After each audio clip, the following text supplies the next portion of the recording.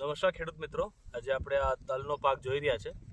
હવે આજે મારા હાથ તમે છોડ જોઈ રહ્યા છો, આ મેં બીજા ખેતરથી કાઢીને લાવ્યો છું. હવે આમાં આપણે NPKના જે કન્સોર્ટિયમ આવે બેક્ટેરિયાના, નાઇટ્રોજન, ફોસ્ફરસ ને પોટાશિયમ નથી નાખેલા, પાયામાં નથી ગયા.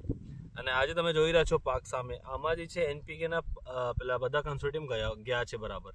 હવે આ જે પાક તમે જોઈ રહ્યા છો, આમાં એકદમ નાનકડું છે, હજી વિકાસ નથી થયું, છતાંય આમાં પેલા ફૂલ ફળ બનવા માંડ્યા છે. જેના કારણ શું થશે કે ના તો ફળ બરાબર બનશે, ના પાકમાં તાકાત આવી શકે છે. એટલે આપણે જે કહીએ કે NPK અને બેક્ટેરિયા આપવાનું સહી સમય, જેમ આપણે કહીએ શરૂઆતમાં પાયામાં નાખીએ, એના પછીના જે ફાયદા તમને જોવા મળે એ તમારા સામે જ છે કે છોડનો વિકાસ થાય, એના સાથે સાથે ફૂલ આવે. આમાં એવું નહીં કે પહેલાં વિકાસ થયું નહીં બરાબર ને ફૂલ આવી ગયું, જેથી ના પાક બરાબર થાય ને ઉત્પાદન થાય. તમારે સૌથી વિનંતી છે કે જે આપણે NPK અને કન્સોર્ટિયમ્સ આપણે વાપરતા હોઈએ એ સહી સમયમાં તમે વાપરો, જે તેનો ઉત્પાદનમાં સારો ફરક જોવા મળે. ધન્યવાદ.